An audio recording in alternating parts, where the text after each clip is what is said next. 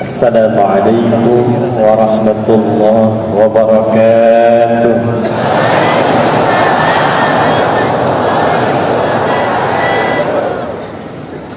Ahmadullah alladzi faddala al-ummah al-muhammadiyah ila yaumil qiyamah. Wassalatu wassalamu ala rasulillahi alladzi ursila bid-da'wati bil hikmah rahmatan lil alamin. Fa salawatullahi alaihi wa ala ahlihi wa alihi wa dhurriyyatihi wa ummatihi ila yaumil mi'adi wa ba'du. Yang kita banggakan, dan dengan kebanggaan ini lengkap kebahagiaan dan kesenangan kita di pagi menuju siang ini untuk tuan rumah keluarga besar Universitas Muhammadiyah Surakarta UMS, yang saya ingin wakilkan kebanggaan ini pada Rektor Profesor Dr. Sofyan Hanif. Kita berikan tepuk tangan dulu.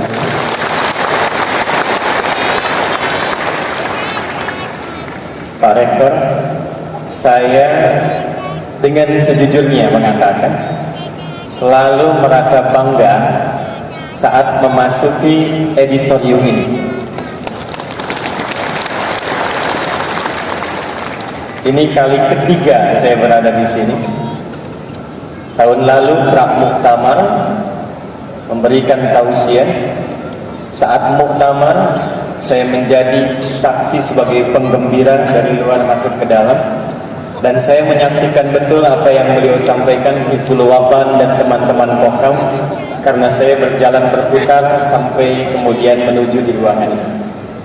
Dan ini saya kali ketiga berada di sini.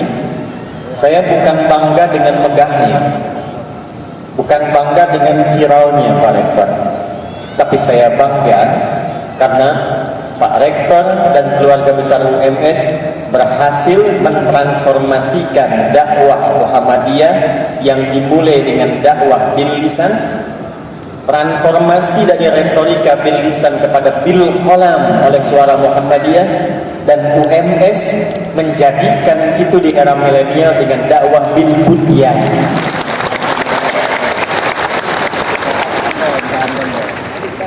Jadi ada terobosan dengan 3 pilar baru dari bil lisan, bil qalam, bil bunyan. Jadi masuk ke ruangan ini bukan sekedar bangga dengan besar dan megahnya, tapi kita patut bangga menjadi bagian dari keluarga besar Muhammadiyah yang mentransformasikan dakwah yang sesuai dengan Allah. Yang saya hormati, saya muliakan, saya banggakan, dan kita doakan senantiasa dijaga oleh Allah Subhanahu wa Ta'ala dengan kesehatan dan kemuliaan guru kita dan ayahanda kita Kiai Haji Dr. Sa'ad Ibrahim, Ketua Pimpinan Pusat Muhammadiyah yang membidangi Majlis Tabligh, Ketua Majlis Tabligh PP Muhammadiyah Kiai Haji Fathur Rahman Kamal, teman-teman, saudara-saudariku dari seluruh unsur pimpinan wilayah Majlis Tabligh se-Indonesia, dan yang saya cintai, saya banggakan seluruh keluarga besar dan keluargaku yang hadir di ruangan ini dari sisi-sisi yang mungkin tidak banyak dikenali.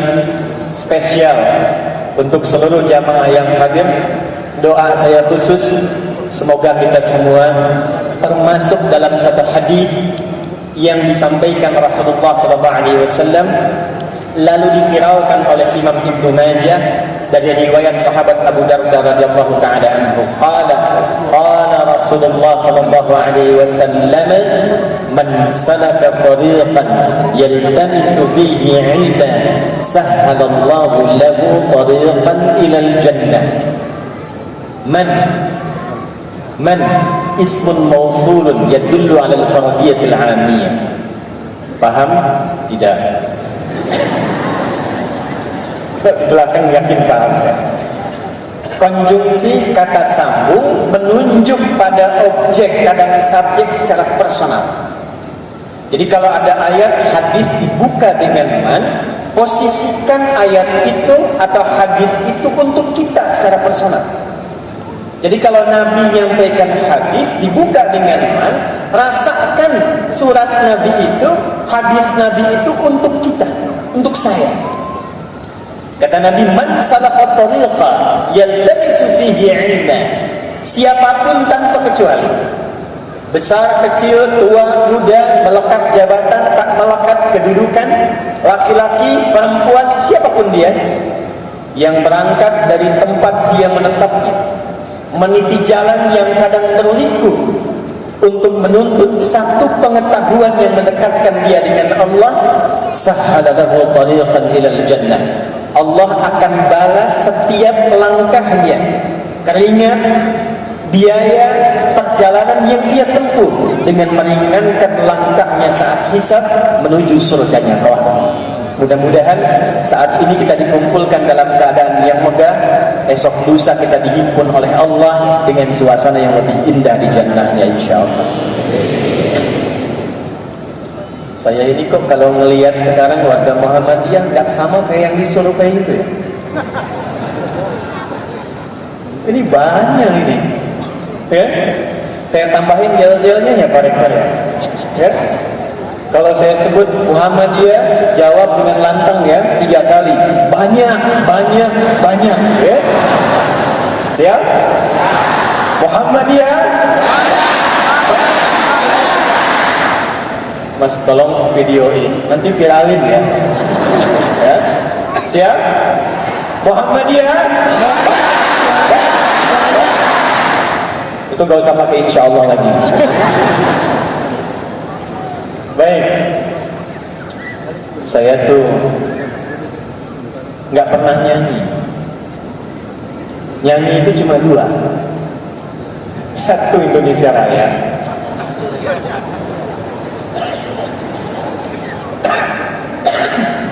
itu batuk. Kalau batuk pasti penting gitu. Satu Indonesia Raya untuk menunjukkan bahwa dan menegaskan saya Indonesia. Dan yang kedua, yang paling saya hafal sejak sekolah di Pondok Pesantren Darul Arqam Muhammadiyah sampai sekarang dan saya jaga itu Sang Surya.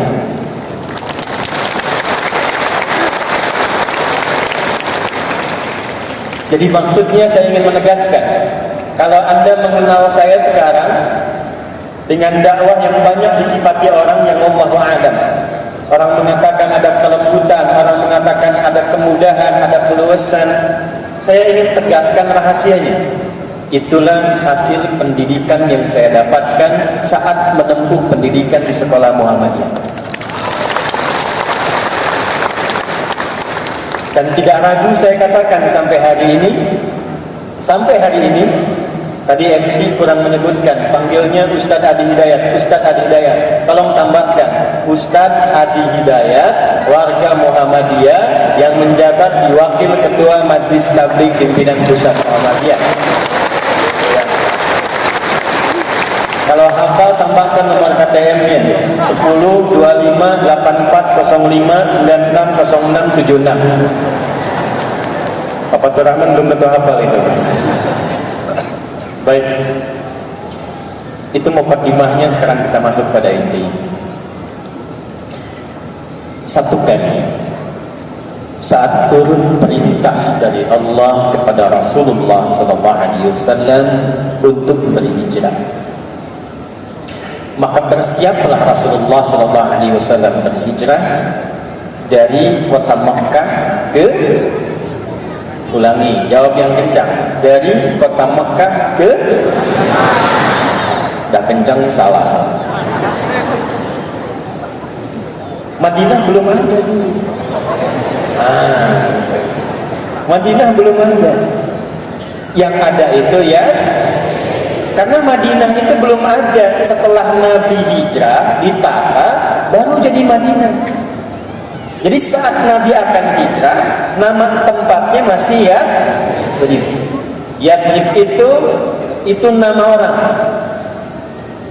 bagian dari keturunan, anak keturunan Nabi Nuh alaihissalam, yang setelah peristiwa banjir besar itu kemudian kapalnya mulai mendarat, menyebar kemudian keturunan dan hewan-hewan berpasangan yang dibawa. Di antara keturunan yang terlahirkan kelak ada yang bernama Yathrib. Maka dia berkelana menetap di satu tempat. Dulu yang pertama kali menempati tempat yang kosong itu, maka tempatnya diberi nama dengan nama orang yang pertama kali menginjakkan di tempat itu. Maka diberi namalah dengan nama Yathrib, anak keturunan dari Nabi Nuh alaihi salam. Dan kita patut berbangga, insyaallah nama editorium ini Ahmad Dahlan, Kiai Haji Ahmad Dahlan itu di antara pimpinan ormas Islam terbesar di Indonesia yang nasabnya itu nyambung sampai Nabi Nuh alaihi salam sampai ke Nabi Adam. Kiai Haji Ahmad Dahlan ke Muhammad Darwish bin Kiai Haji Abu Bakar bin Kiai Sulaiman bin Kiai Ilyas bin Demang Jurang Jurung Kapindo bin Demang Jurang Jurung Sapisan bin Kiai Gerebek. Kiai Gerebek itu nyambung ke atasnya ke Ahmad Jumadil Kubra. Itu sekarang masjidnya ada di Simpangan Semarang. Kalau Semarang mau arah Demak itu sebelum ke Sultan Agung, sebelah kiri ada masjid besar warna hijau, bagian kubahnya emas, itu namanya Masjid Syekh Ahmad Jumadil Kubra. Belok ke kiri setelah ada runway itu, kanannya toyahnya, kirinya itu arah Demak. Ahmad Jumadil Kubra, ke atasnya Asmat Khan, naik ke Ali Zainal Abidin sampai ketemu anak-anaknya Al-Husain, Al-Husain adiknya Al-Hasan, Al-Hasan anaknya Ali bin Abi Thalib radhiyallahu taala anhu, suaminya Fatimah Az-Zahra bintu Muhammadin sallallahu alaihi wasallam, bin Abdullah bin Abdul Muttalib bin Hashim bin Abdul Manaf bin Qusay bin Murrah bin Kilab bin Ka'ab bin Ghalib bin Fihir bin Malik bin Nadar bin Kinana bin Huzaimah bin Mudrikah bin Ilyas bin Nizar bin Ma'ad bin Adnan bin Abdi bin Abdi bin Muhawwad bin Nadir bin Tariq bin Ya'rab bin Yasrib bin Nabit bin Ismail alaihi salam bin Ibrahim alaihi salam bin Azar atau bin Nadir bin Adil bin Kinan bin Fakhshad bin Sam bin Nuh alaihi salam bin Ihlay bin Matushada bin Kinan bin Anwas bin Kis bin Adam alaihi salam. Coba ulangi. Baik. Balik. Nabi Muhammad SAW diminta hijrah ke Yathrib. Saat datang ke Yathrib itu, nanti kita akan belajar tautan dengan tema kita. Ternyata yang dihadapi masyarakatnya heterogen. Ada Yahudinya sudah mendominasi. Yahudi itu sudah berangkat ke Yathrib itu di kisaran periodenya Kaisar Hadrian 135 sampai 150 Masehi, saat mereka mencoba memberontak di wilayah Romawi di Syam, tapi kemudian gagal. Maka diputuskan dan disarankan oleh rabi pendetanya untuk pergi mencari tempat sambil menunggu nabi hebat yang akan lahir di akhir zaman, membawa umatnya memimpin dunia. Itu sudah viral di kalangan masyarakat, di kitab Taurat tertuliskan, didokumentasikan di Quran surah ke-7 di ayat ke-157. Yahudi datang ke Yathrib. Sudah ada orang Arab Yaman sebelumnya membentuk koloni. Yaman punya dua suku besar, Aus dan Khazraj. Yahudi datang dengan 3 suku besar. Ada Qainuqa di dalam Yathrib, ada Bani Nadir di luar Yathrib, ada Bani Quraidah di luar Yathrib, dan 20 suku kecil. Jadi Nabi datang itu sudah ada Yahudinya, maaf, sudah ada kemudian yang Arabnya, ada Nasraninya, tapi situasinya tidak ideal. Konflik banyak, pertikaian 120 tahun tidak tuntas. 3, ekonomi dimonopoli sama Yahudi, harga ditetapkan, pasar jatuh. Sampai ada yang viral kalimatnya di masa itu, kalau ingin melihat pasar yang rusak setelah di Persia, itulah Yathrib. Perhatikan baik-baik. Ini yang menjadi spirit pertemuan kita menjelang siang ini.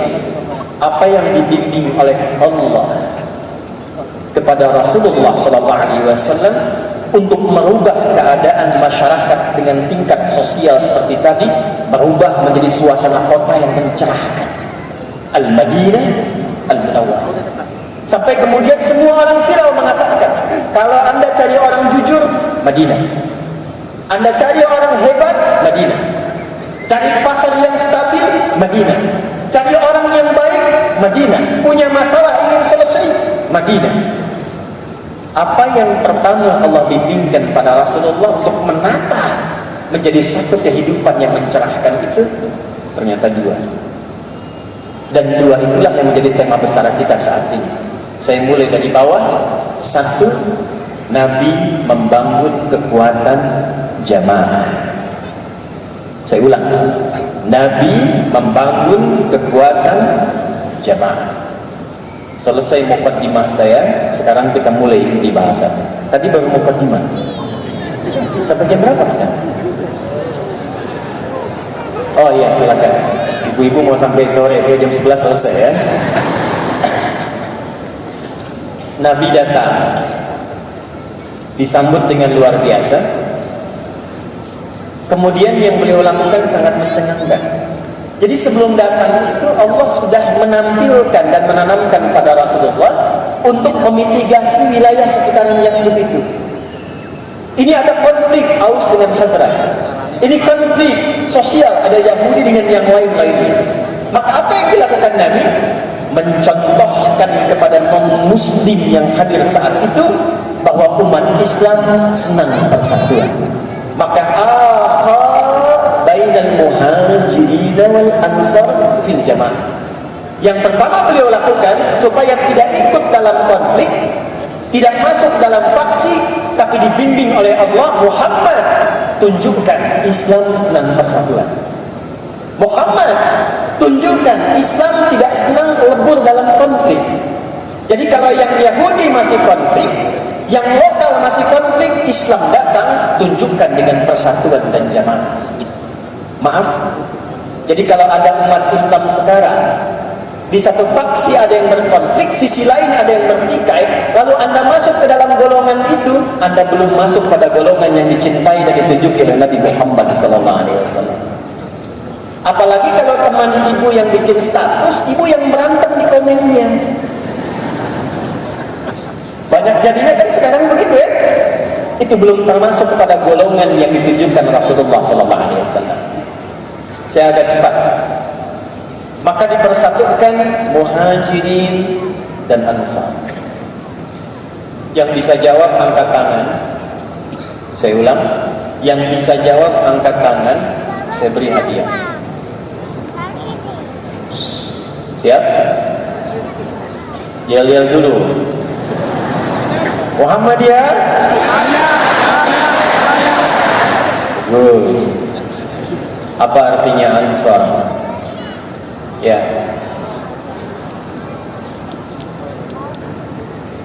Baik, bagus. Belum dapat hadiah. Penolong, bagus. Mana staf saya? Baru 100.000. Orang-orang yang menolong sudah didapatkan sama itu. Waktu habis. Padahal saya mau ngasih minimal 1 juta, maksimal umrah. Sayang waktu habis. Ansar itu artinya secara singkatnya menolong sesuai kebutuhan tanpa pamrih. Saya ulang, menolong sesuai kebutuhan tanpa pamrih. Ilustrasinya begini. Jadi ada muhajirin yang hijrah dari Makkah ke Yathrib, itu diterima oleh yang Ansar yang tinggal di wilayah Yathrib atau Al-Madinah Al-Munawwarah. Itu cara mereka menerimanya disesuaikan dengan sifat yang ditolong dan dibantunya. Jadi kalau ada orang yang datangnya itu yang hijrah haus, itu diterimanya oleh orang yang bawa minuman. Kalau yang datangnya itu lapar, diterimanya oleh orang yang bawa makanan. Kisah yang paling viral, teman-teman kenal nggak dengan Abdurrahman bin Auf? Kenal di mana? Abdurrahman bin Auf itu muhajirin atau ansar? Muhajirin. Tapi jangan lupa, sebelum hijrah, beliau itu hartanya dirampas oleh orang-orang Quraisy. Kemudian silahkan berangkat ke Yathrib di sana, hanya boleh membawa pakaian yang melekat di badan. Harta kami rampas, kalau ingin kami kembalikan dan diangkat jadi orang paling kaya di Mekah, tinggalkan keyakinan Muhammad, balik lagi. Apa kata Abdurrahman bin Auf? Saya mantap hijrah. Maaf sebentar, tapi yang ternyata tidak mudah itu istrinya. Ditawarkan, kalau anda ikut suami, silahkan berangkat 400 km kurang lebih tempuh jalan ke Yathrib, pakai pakaian yang melekat di badan saja, harta kami rampas. Tapi kalau anda mau tinggal di sini, harta suami kami berikan sepenuhnya, silahkan cari pemuda paling tampan di wilayah Quraisy di Mekah ini, yang anda suka, nikahi, kami fasilitasi. Sebentar ya, yang ikhwan. Kalau ibu dalam posisi istrinya Abdurrahman bin Auf pada saat itu, dan anggap suami nggak ikut hari ini, diberikan pilihan ikut suami ke Madinah dengan pakaian jalan belum tentu selamat, atau tinggal di Mekah jadi orang paling kaya, nikah dengan babang tampan paling hebat pada masa itu, difasilitasi pernikahannya. Ikut suami atau tinggal? Gak yakin saya. Ikut suaminya begini nih, ikut suami gitu. Gak mudah. Ternyata istrinya memilih tinggal di Mekah.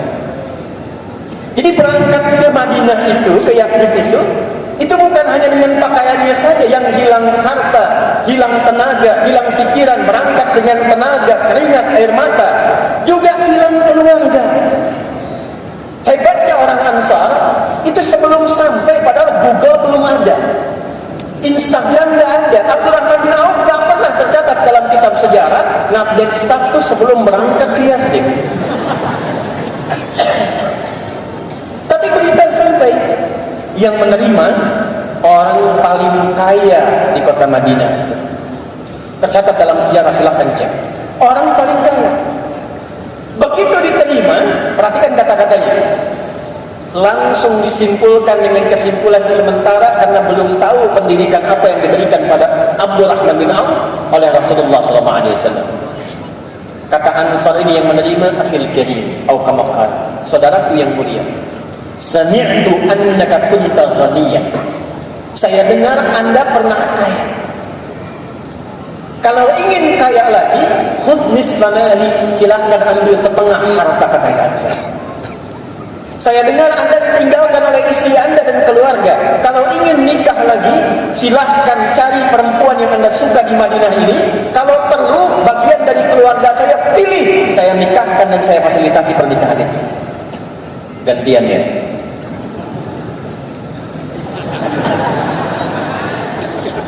Kalau antum yang laki-laki ditawari tadi, ambil setengah harta saya, silahkan pilih perempuan paling cantik di Solo Raya, saya fasilitasi pernikahan, kata Pak Rektor. Contoh, maaf ya, anggap istri nggak ikut hari ini. Jawaban antum kira-kira apakah diterima atau tidak ditolak sama sekali?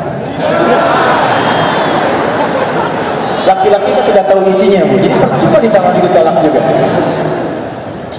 Jadi saya ingin gambarkan bahwa bagaimana kuatnya ikatan jamaah itu ya. Saking tingginya, dia bukan hanya sekedar bertemu, tapi memiliki sifat untuk memperhatikan siapa yang ditemui itu. Nah, dalam bahasa Arab, pertemuan yang menjadikan yang bertemu itu mengenal satu dengan yang lainnya dan memperhatikan dan mengisi di antara yang bertemu itu katanya disebut dengan al-jam'u, sifatnya disebut dengan jum'ah, pertemuannya komunitasnya disebut dengan jamaah.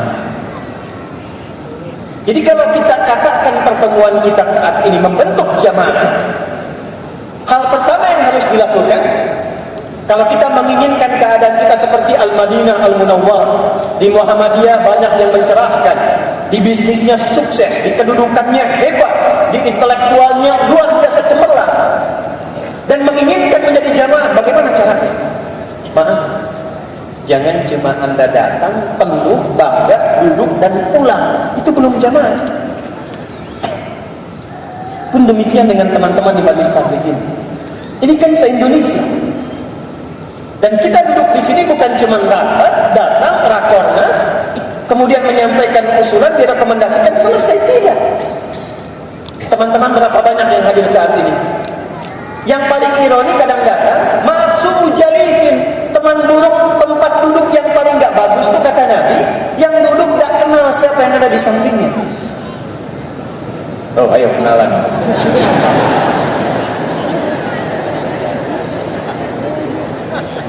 Jadi kalau disebut jamaah itu bukan kumpul-kumpul.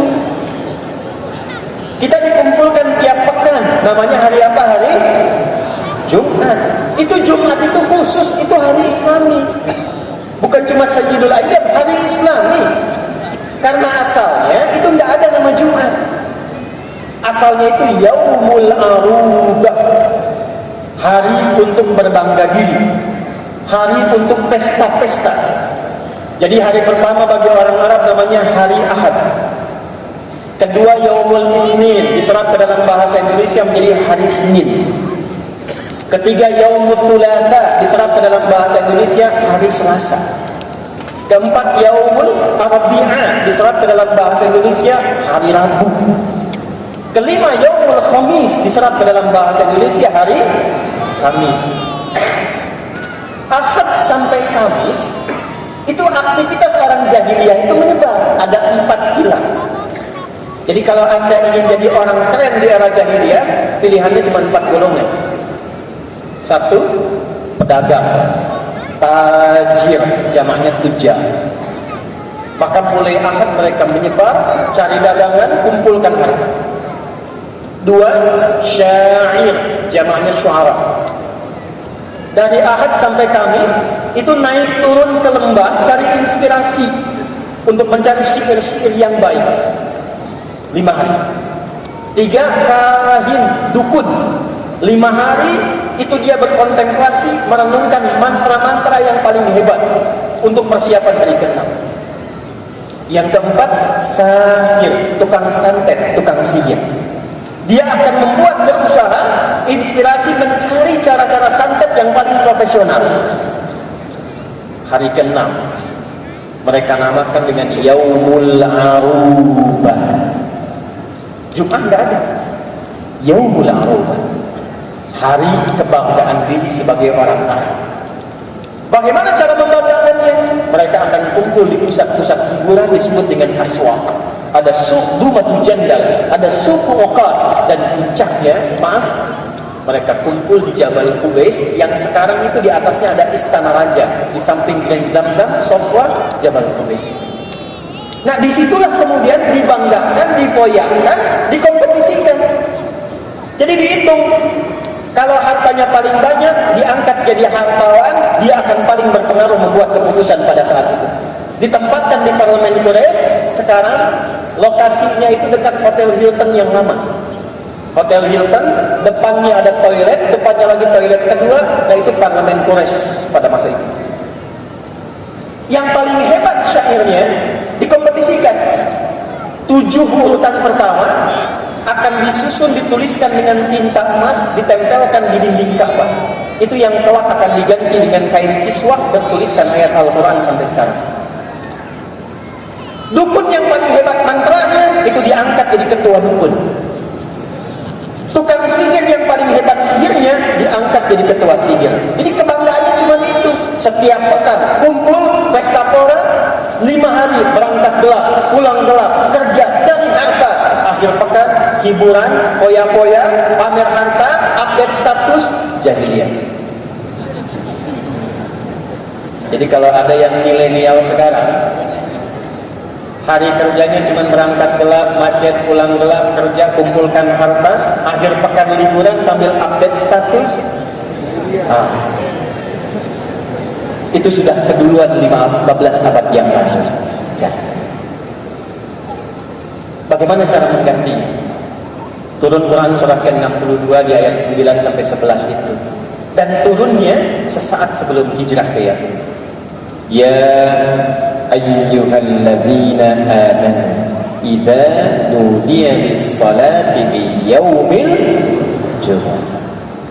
Harinya diganti oleh Allah dari Arubah menjadi Jumat.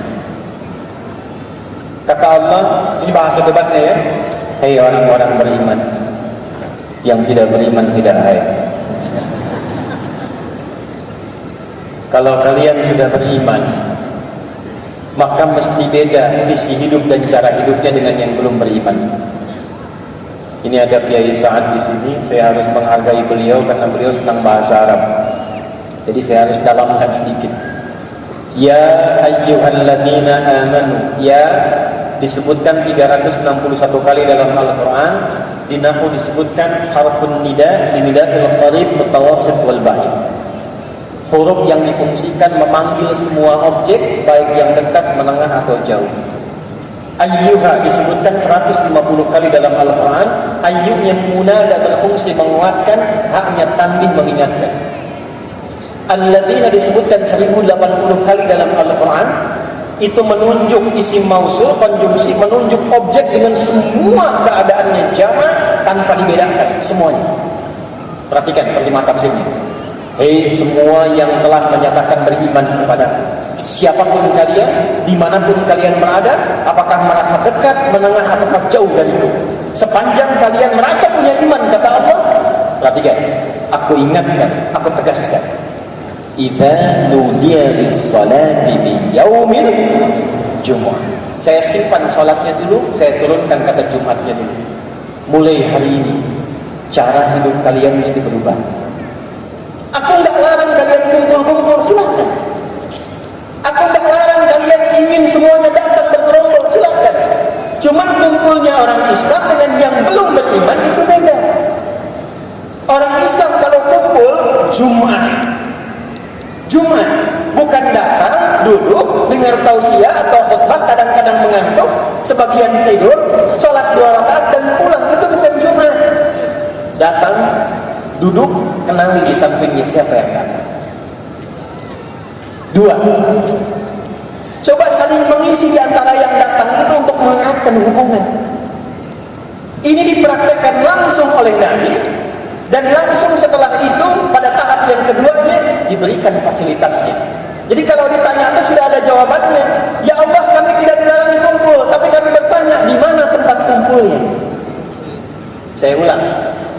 Zaman jahiliyah kumpulnya di pusat hiburan. Sekarang kau meminta kami tidak dilarang kumpul, di mana kumpulnya? Aula ini belum ada pada masa itu. Maka turun jawaban dengan perintah kepada Nabi. Bangun masjid.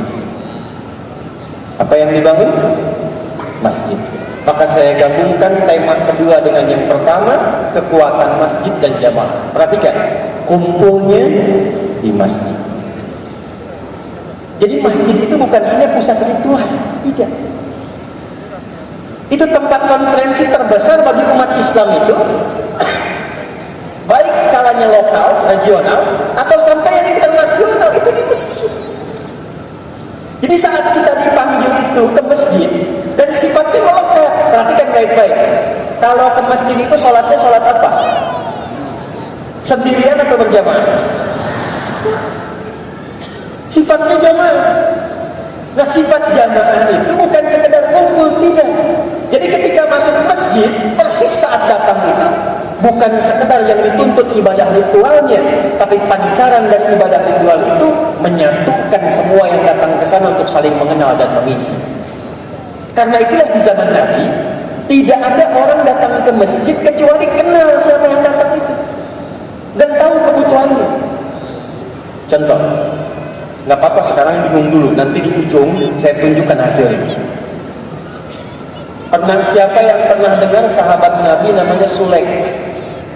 Yang tahu angkat tangan, nanti saya tanya, benar 1 juta hadiah. Siapa yang tahu sahabat Nabi namanya Sulaik? Angkat tangan.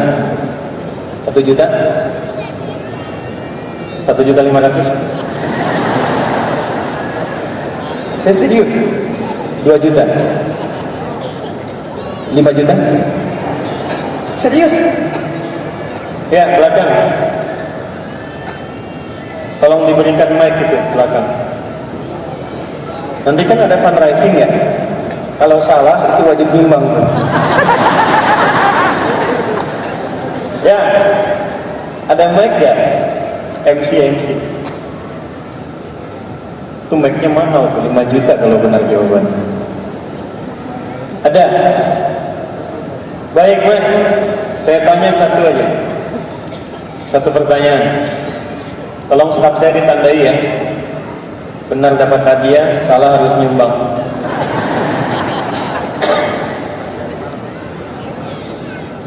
Tolong dibantu, HW. Kalau HW jalannya cepet tuh, lari mas, lari. Alhamdulillah. Jazakallah khair. Maaf tidak sebentar ya, sambil nunggu. Muhammadiyah. Banyak. Yang kencang, Muhammadiyah.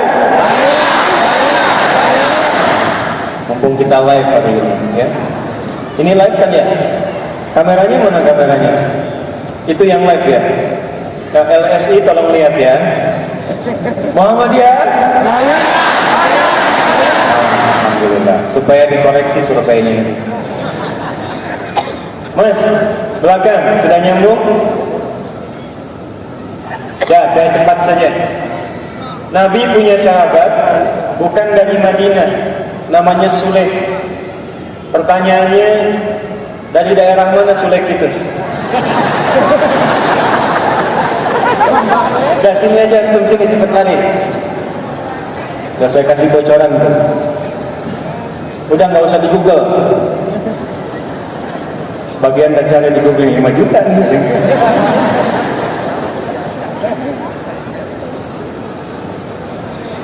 Ayo mas, sini mas. Alhamdulillah, kasih terus dulu. Ya, di situ aja. Ya, sini. Alhamdulillah. Baik, sini mas. Namanya siapa? Yulianto Andri. Dari mana? Dari Yogyakarta.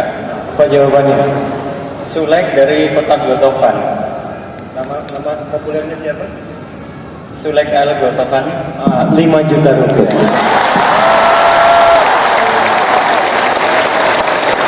Pekerjaannya apa? Mekanik. Masya Allah. Mas tolong ya staf saya ya, nggak sia-sia lah ya. Sudah menikah? Belum, baik. Siapkan buat mahar ya. Sini. Ibu, ini ahli mekanik. Saya kasih pertanyaan di atas rata-rata dan bisa jawab. Ya, insya Allah saya lihat baik juga ada bekas tanda sujudnya. Nabi menyampaikan jika ada seseorang lelaki yang ridho dengan akhlak dan agamanya, maka jangan buang peluangnya. Ya, beliau belum menikah dan sudah siap dengan maharnya. Tangan dulu. Alhamdulillah. Tahan sampai ujung.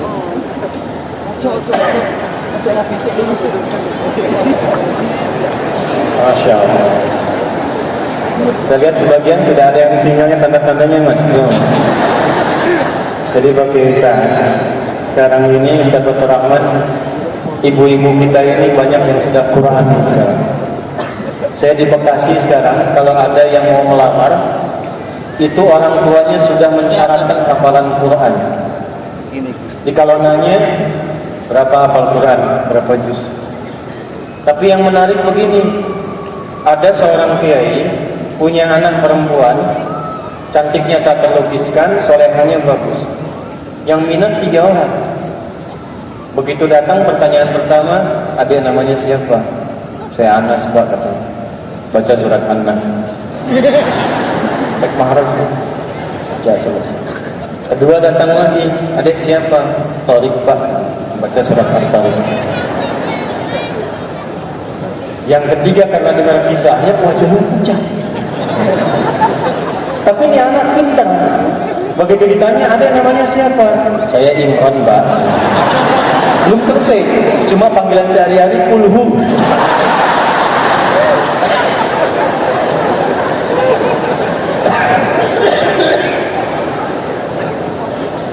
Sulaik dari Ghatafan datang, dikenal dengan Sulaik al-Ghatafani, bukan orang Madinah. Makanya ada al-Ghatafani dari Ghatafan. Datang ke masjid Nabi, riwayatnya sahih, Nabi sedang khutbah.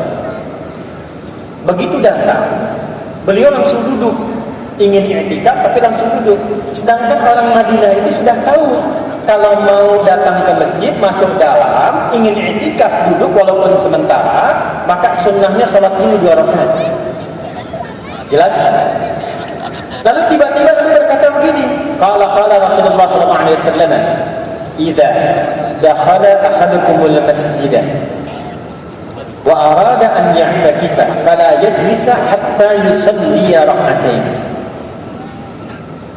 Indahnya lisan Nabi tidak pernah menyakiti, tidak pernah mencela, tidak pernah menuduh, tidak pernah menyudutkan. Dibuat kata-katanya umum, kata Nabi, jika ada di antara kita yang hadir saat ini masuk masjid dan ingin duduk menyimak atau i'tikaf, maka alangkah lebih baiknya jangan langsung duduk tapi sholat dulu 2 rakaat. Semua tahu itu ditujukannya itu, semua paham, orang Madinah mengerti, masuk sholat dulu baru duduk. Tapi orang Madinah yang hadir saat itu mengerti yang dimaksud Nabi bukan tahiyatul masjidnya, karena umum jamaah sudah tahu tahiyatul masjid. Yang dimaksud Nabi, ada tamu kita baru datang, mungkin dia bukan orang sini, karena itu dia belum tahu bagaimana ketentuan yang telah saya sampaikan sebelumnya. Itu jamaah yang kumpul itu langsung semua melihat kepada Sulaik, dan yang terbersit di benaknya, saudara saya datang punya keperluan apa ke masjid yang bisa saya bantukan. Itulah jamaah.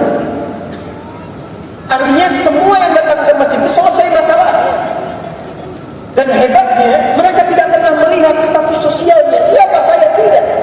Sepanjang bisa berbuat baik, semua mengacungkan tangan. Datang seorang dari safar ke masjid, tiba-tiba Nabi umumkan, kita kedatangan tamu mulia, siapa yang mau menjamu beliau malam ini? Semua angkat tangan. Semua angkat tangan. Jamaah.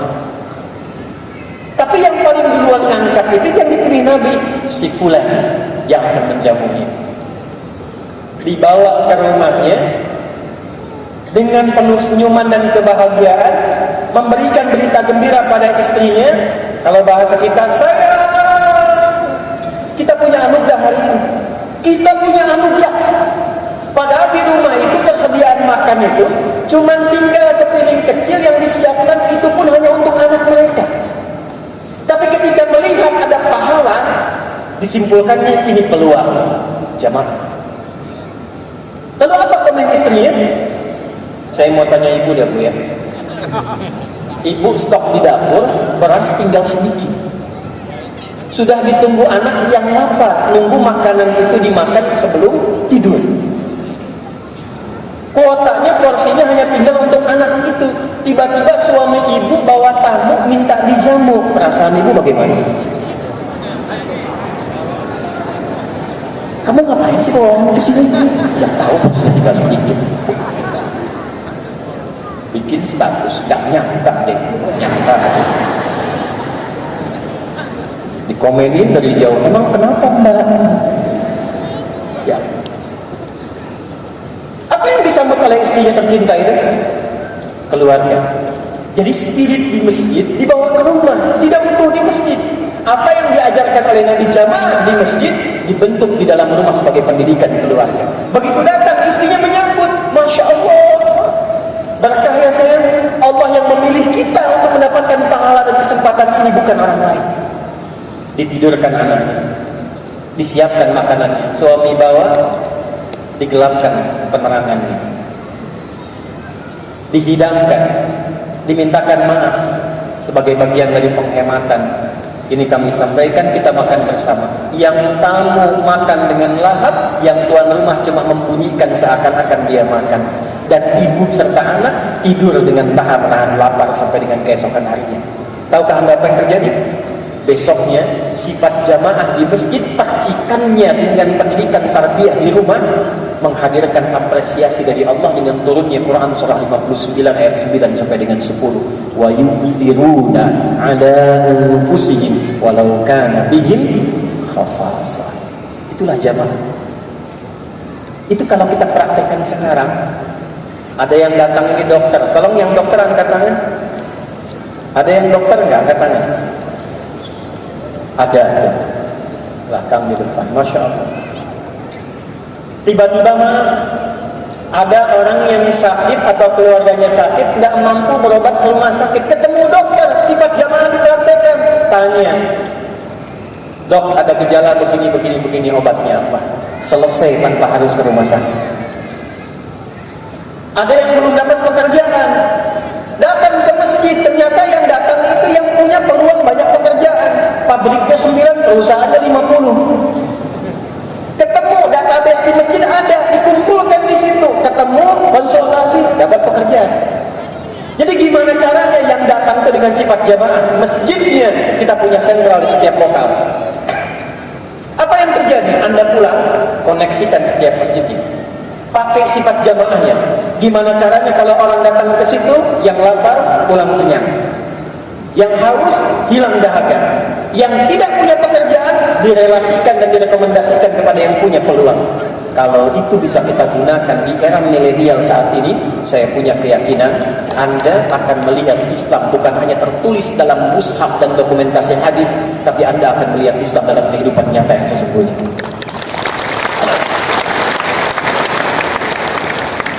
Nah, saya berharap Muhammadiyah, Aisyah itu yang menginisiasi. Majlis tabligh kita agennya nih Pak Ibu, teman-teman. Kita agennya. Karena kata Nabi, ingat baik-baik, saya nggak tahu eranya sudah datang atau belum nih. Sayati 'alaikum zamanun atau kama qala Rasulullah SAW. Akan datang satu era. Dan di dalamnya ditandai dengan taqarubuz zaman. Ketika eranya datang, tandanya waktu semakin cepat terasa. Kata Nabi, setahun kayak sebulan, sebulan kayak sepekan, sepekan kayak sehari, sehari kayak sekilatan. Kayaknya baru kemarin saya berada di sini Pramuktaman, sekarang sudah ke-9. Sudah terasa belum eranya? Sudah. 2. Taqarubul aswaq. Pasar mudah diakses, digitalisasi sudah berkembang. Yang dulu Anda berangkat ke pasar naik angkot, naik motor, belanja pulang, sekarang klik datang barangnya. Sudah datang eranya? Ketika era itu tiba, maaf, yantashirul kadhib tantashirul fitan. Fitnahnya banyak, manipulasinya banyak, hoaxnya banyak, perselisihannya banyak. Sudah tiba eranya? Sudah. Eranya sudah berubah kalau begitu. Ini yang mau saya sampaikan. Walaupun eranya berubah, sifat jamaah dan fungsi masjidnya tidak berubah. Kenapa teman-teman yang sekarang datang menyebar? Yuk coba didata komunitasnya, berapa di antara Anda, misal dari daerah mana nih? Anda dari Colomadu misal. Dari Colomadu itu punya masjidnya apa? Dari situ kenapa Anda tidak keluarkan database berapa jumlah muslim yang ada di Colomadu itu? Kemudian dimasukkan dalam database-nya, kumpulkan di dalam masjid. Setelah itu apa yang dilakukan? Maaf sekali, coba lihat apa profesinya. Lalu kalau ada yang UMKM, bikin aplikasi karena eranya berubah, minimal bikin grup, tampilkan di situ. Ini warga Muhammadiyah Colomadu, yang jualan beras si fulan, yang jualan kain si fulan, yang jualan sayur si fulan. Jadi bukan hanya Anda mengupdate waktu sholat, tapi juga Anda mempertahukan jamaah dalam konteks digital kekinian. Jadi kalau Anda mau belanja beras, si fulan yang jualan. Anda belanja sayur, si fulan yang jualan. Ekonominya hidup, silaturahimnya terjalin, dan titik masjidnya tetap dipertemukan di dalamnya. Itu eranya. Kami sudah praktekkan di Bekasi. Ustaz Fatur Rahman kalau mau main silakan. Kita punya Gojek namanya Ojek Soleh. Ojek Soleh. Itu mereka dinasnya itu dimulai dari masjid pakai fingerprint. Dan yang bisa fingerprint di tempat wudhu itu hanya tukang ojek saja. Saya aja yang ngajar di situ nggak bisa, nggak punya itu. Pip, silahkan coba lagi.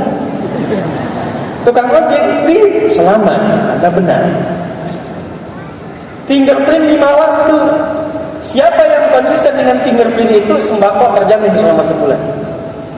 Modalnya dari ZIS yang terkumpul, dimodalkan untuk perjalanan Gojek. Akses Gojeknya dari mana? Jamaah disampaikan, kartunya kartu Soleh. Dibikin komunitasnya dengan aplikasi, disambungkan ke wali kotanya. Daripada kita memberikan manfaat sama pemodal besar yang sudah kaya, kenapa nggak kita kumpulkan tukang ojek yang ada di sini, bikinkan aplikasi, mereka yang disupport oleh ASN-nya berangkat dari situ, CSR-nya masuk, modalnya nol, rakyatnya hidup. Dan titik poinnya masjid. Hasilnya 70-30. Yang 70 tukang ojek, 30 ditabung. Kalau mereka berhasil, 30-nya subsidi bagi yang lain. Kalau kurang, tetap dibekalkan dari situ. Nol. Tapi sistem kehidupannya berjalan. Nah, kalau di masa lalu belum ada digital, semua dipraktekkan langsung. Sekarang lebih mudah. Yuk teman-teman sekarang yang kumpul nih, Solo Raya misalnya, kenapa nggak bikin aplikasi Ansor Muhajirin? Kumpulkan satu.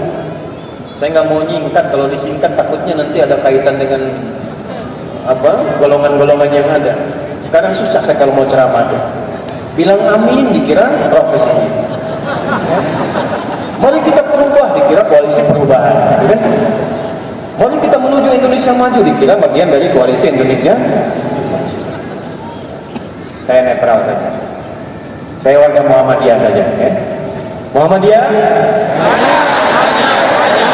Ya, saya berikan PR ya, teman-teman di Majelis Tabligh, bisa nggak challenge-nya kita berikan sekarang challenge kepada teman-teman Majelis Tabligh, setiap wilayah harus punya ahli aplikasi. Saya minta tolong harus ada satu ahli yang bisa bikin aplikasi. Mas, kita bikin aplikasi tabligh berkemajuan misalnya. Dibikin itu semua anggota masuk situ. Masyarakat Partai Muhammadiyah masuk. Nanti menyebar wilayahnya, satu wilayah provinsi, silahkan masukkan ke situ. Yang UMKM, aktivitas diupdate sampai dengan koneksikan ke masjid-masjid, zakatnya ke sini, infaknya ke sini. Kalau ada bagian warga Ansar Muhajirin, ada bagian saudara kita yang rumahnya itu hancur, rubuh, runtuh, silahkan tinggal diupload. Sekarang kan musim viral. Saya yakin tidak harus buka donasi, tinggal diupload seketika datang.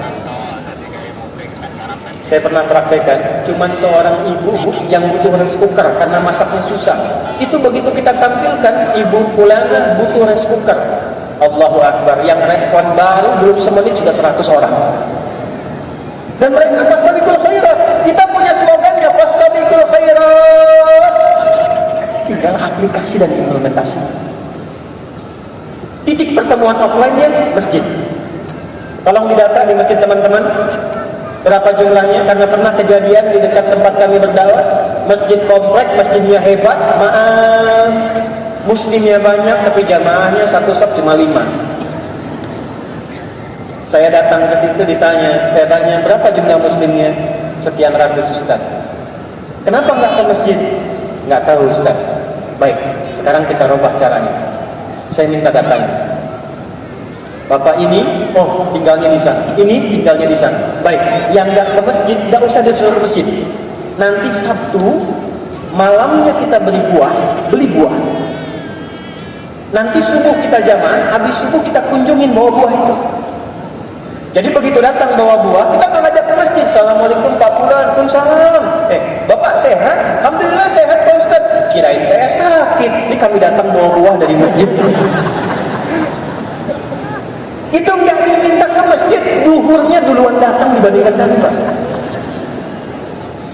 Jadi saya mau simpulkan dengan cepat, ini bagian akhir dari ceramah kami. 1, solusi bagi kehidupan milenial kali ini di era yang kita hadapi sekarang, maaf, 1, kita butuh semangat untuk kembali ke masjid. Saya ulangi, butuh semangat kembali kemana? Bu, ibu yakin nggak dengan Nabi Muhammad? Kalau saya menyampaikan sesuatu, Nabi menyampaikan sesuatu, kira-kira yang paling benar siapa? Nabi. Yang paling diridhoi Allah siapa? Oke, Pak. Kalau Nabi kita itu menyampaikan, diamalkan atau ditindak? Dipraktekkan atau didiamkan? Yakin? Yakin? Siapa yang hari kiamatnya tidak ingin lelah dan sibuk? Angkat tangan. Siapa yang hari kiamatnya tidak ingin berada dalam situasi mencekam? Angkat tangan. Dah, turunkan dulu. Ternyata di antara 7 golongan yang dijamin dia dinaungi sehingga tenang saat hisab, salah satunya rajulun qalbuhu muta'alliqun bil masajid, adalah orang yang hatinya selalu lekat dengan masjid. Dan itu yang menyampaikan Nabi, bukan saya. Jadi mohon Bu, tolong mulai hari ini ingat-ingat, dorong suaminya ke masjid, paksa ke masjid. Saya ulang, paksa ke masjid. Dan kalau sudah ke masjid, praktekkan sifat jamaah. Kenali, jadikan saudara, bikin program bersama, dan mudah-mudahan dari semua program yang telah disiapkan itu, bawa nilai ini ke rumah. Tanamkan menjadi jamaah. Besok lusa dalam pertemuan yang lain lagi, insya Allah, saya ulangi, insya Allah, kalau kita bertemu lagi, saya tidak hanya bertemu dengan jamaah biasa, tapi yang saya lihat benar-benar jamaah rel masjid. Ya, benar-benar jamaah rel masjid. Bagian terakhir yang ingin saya sampaikan, saya mau tanya, siapa yang datang dari wilayah paling jauh? Angkat tangan. Paling jauh, bukan pengurus, jamaah. Dari mana? Sumbawa. Ada yang lebih jauh dari Sumbawa? Mana? Klaten? Jauh sekali. Mana? Ya. Sulawesi. Mesir. Dari Mesir. Lagi pulang. Dari Mesir langsung ke sini. Kuliah di Al-Azhar. Sekarang lagi di sini. Sengaja ikut ke sini. Baik. Ikut Aisyah di Mesir atau tidak? Ikut, alhamdulillah. Ada yang lebih jauh dari Mesir? Baik. Kapan kembali ke Al-Azhar, ke Mesir? Baik, insya Allah tiketnya kami ganti.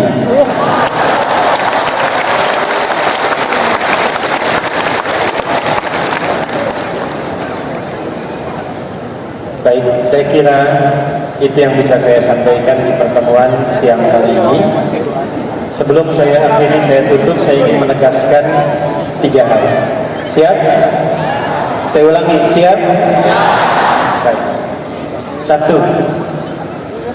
Bagi teman-teman yang sudah masuk dalam lingkup keluarga besar Muhammadiyah, saya ulang nih, tolong ya, ini boleh diviralkan ke seluruh wilayah Indonesia atau di luar. Bagi yang telah masuk dalam keluarga besar Muhammadiyah, saya minta Anda bangga dan pede menjadi warga Muhammadiyah. Gak usah malu-malu. Pengajian datang. Kemudian juga tampilkan semua kegiatan-kegiatan. Bukan untuk menunjukkan identitas, tapi kita ingin menunjukkan bahwa Muhammadiyah hadir untuk memberikan semangat yang berkemajuan. 1. 2, saya mohon semua yang telah termasuk dalam bagian keluarga besar ini, jadilah keluarga yang sesungguhnya. Terapkan sifat jamaah, bawa dalam keluarga, praktekkan dalam lingkungan kita. Tunjukkan Muhammadiyah berakhlak, tunjukkan Muhammadiyah kompak, dan tunjukkan Muhammadiyah dimanapun selalu mencerahkan dan berkemajuan. 3, terakhir, tolong jaga sifat ini sampai kita wafat dan kembali kepada Allah Subhanahu wa ta'ala. Siap jadi muslim yang baik? Siap jadi warga negara yang baik? Siap jadi warga negara Muhammad, jadi warga Muhammadiyah yang mencerahkan? Baik. Saya ijazahkan doa supaya dengan doa ini insya Allah kita bisa konsisten merubah diri kita menjadi lebih baik. Ya. Ini penting sekali doanya. Anda mau catat atau mau rekam boleh ya? Saya ajarkan cepat. Bismillah. Allahumma Allahumma paksain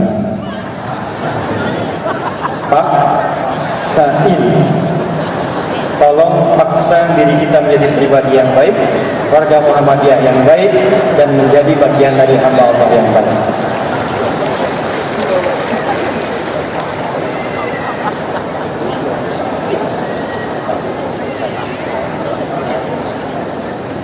Dah, ini ada pengumuman baik sebelum ditutup. Siapa yang mau kuliah ke luar negeri? Baik, turunkan. Ya, dah turunkan. Ke Libya, siapa yang mau ke Libya? Dah, turunkan. Ke Madinah. Dah, ke Mekah. Masya Allah. Dah, satu. Ini ada berita baik. Silahkan mendaftar lewat majlis tabligh di wilayah masing-masing. Akan dikoordinir oleh seluruh wilayahnya. Syaratnya gampang banget, cuma 3. Ini berlaku untuk laki-laki dan perempuan. 1, bisa bahasa Arab, lancar. Dan 2, hafal Quran minimal 10 juz. Masih jauh. Gampang kok. Nanti kita bikin daurah deh, 30 hari 30 juz insyaallah. Ya, saya punya anak-anak kecil-kecil begini tuh, anak sekolah, itu 30 hari hafal 30 juz. Ada yang 24 hari, 25 hari. Jadi anak kecil hafal Quran 30 juz. Anda kan yang pernah anak-anak pasti bisa. Pasti itu. 30 prioritas. Yang ketiga, mau kembali mengabdi di Muhammadiyah. Ya, 3 itu. Saya harap seleksinya bulan depan sudah dimulai, pemberangkatan insya Allah tahun depan. Beasiswa penuh dari S1 sampai S3.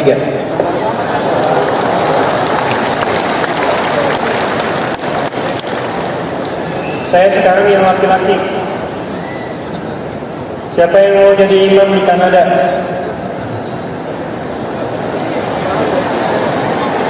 Dah, di Houston di Amerika. Nah, ini saya serius. Perempuan nggak bisa, imam laki-laki. Kita alirannya aliran Al-Quran, bukan Zaitun.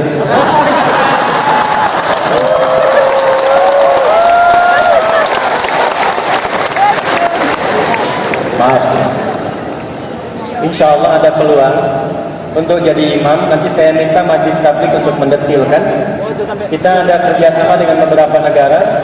Insya Allah kita siapkan untuk Ramadan supaya persiapannya mantap.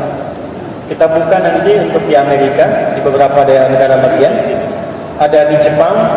Kemudian kita batasi 3 dulu dengan di Kanada. Syaratnya cuma 2. Ya, 1 bisa bahasa Inggris lancar. 2 hafal Quran 30 juz. Nanti dites. Enggak, saya ini serius, menyampaikan serius. Itu akan disiapkan, semua ditanggung termasuk uang saku, ya. Dan kalau belum nikah, insya Allah bisa dicarikan jodohnya di sana. Terima kasih, saya mengundang guru kita, ayahanda kita, Kiai Haji Syarif Ibrahim. Kemudian Pak Fatur Rahman Kamal, Pak Rektor, Profesor Dr. Sofyan Anif, untuk berada bersama-sama di depan. Mohon izin saya nanti tutup dulu. Setelah saya tutup, saya berikan kita yel-yel sama-sama. Ini beliau akan diabadikan. Kita menghadap ke sana sehingga mengambil memori pertemuan kita untuk saat ini dan menunjukkan bahwa kita pernah berada di sini bersama-sama. Ya. Sebelum saya akhiri, saya sekali lagi ingin sampaikan semangat ya. Kepalkan tangannya. Muhammadiyah. Sekali lagi Muhammadiyah.